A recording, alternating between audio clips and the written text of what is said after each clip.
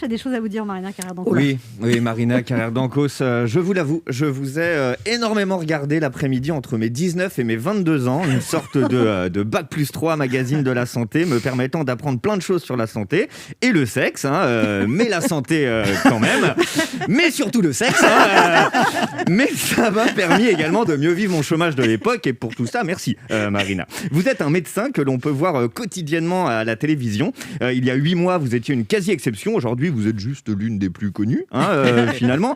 Il y a encore un an, à la télé, niveau médical, on avait vous, Marina Carrère-Dancos, on avait Michel Simès et puis finalement Doc Gynéco, c'est tout.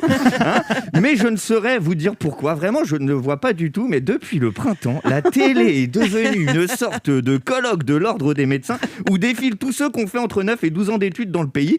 Si tu es médecin et que tu n'as pas fait un pujadas depuis avril, va voir tes commentaires sur Google et pose-toi les bonnes questions. Même un petit généraliste du fin fond du Cantal qui n'aurait pas croisé un seul cas Covid de sa vie, aujourd'hui, il a le 06 personnel de Jean-Jacques Bourdin. Même moi, j'ai appelé mon médecin traitant la semaine dernière, je suis tombé sur Routel Krief qui m'a demandé gentiment de rappeler plus tard. Ma tante infirmière me disait l'autre jour, avant, quand elle cherchait son chef de service, pour le trouver, elle allait en salle de pause. Maintenant, pour le trouver, elle va en salle de pause. Mais elle met ses news.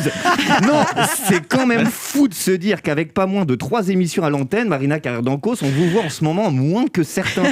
J'ai envie de vous dire, arrêtez de vous laver les cheveux et faites-vous pousser la barbichette. Je ne vois pas d'autre solution. Je vous dis ça, Marina Carrère-Dancos, parce que je vous aime beaucoup. En tout cas, beaucoup plus que tous ceux qui me disent quotidiennement depuis le mois d'avril qu'on va tous crever. Tellement anxiogène, dès que j'en vois un, je zappe. Je tombe sur un autre, je zappe. La dernière fois, sur M6, Stéphane Plaza faisait visiter un appartement à une infirmière, j'ai zappé. C'est vous dire mon niveau d'angoisse sur le sujet. Ça ne me fait pas ça avec vous. Par contre, Marina Carrère-Dancos, j'estime qu'on ne vous verra jamais assez à la télé. Dans mon cerveau, qui a la sensation de vous connaître depuis toujours, vous êtes un médecin, oui, mais sympa, positive, optimiste. On connaît peu de médecins qui ont des fous rires de 10 minutes sur une blague de Michel Simès. Le genre de médecin qui rassure, qui fait du bien. Si un médecin devait m'annoncer personnellement une mort inévitable, je voudrais que ce soit vous, Marina, clairement. Question de feeling, et ça compte le feeling dans le rapport patient-médecin. C'est dingue de se dire que je préférerais presque un vous êtes condamné venant de Marina Carrère-Dancos plutôt qu'un c'est bénin venant d'Olivier Véran. Dans le second cas, on sait qu'il va changer d'avis à un moment donné. Bref, vous l'aurez compris, dans ce climat de défiance contre les médecins, à l'heure où le médical et le sanitaire prennent une place incroyable, démesurée, diront certains, vous faites à mes yeux figure d'oasis dans un sombre désert. Oui, quand je vous écoute, Marina Carrère-Dancos, j'ai presque envie de tomber malade. Merci. Mais c'est gentil ça, merci.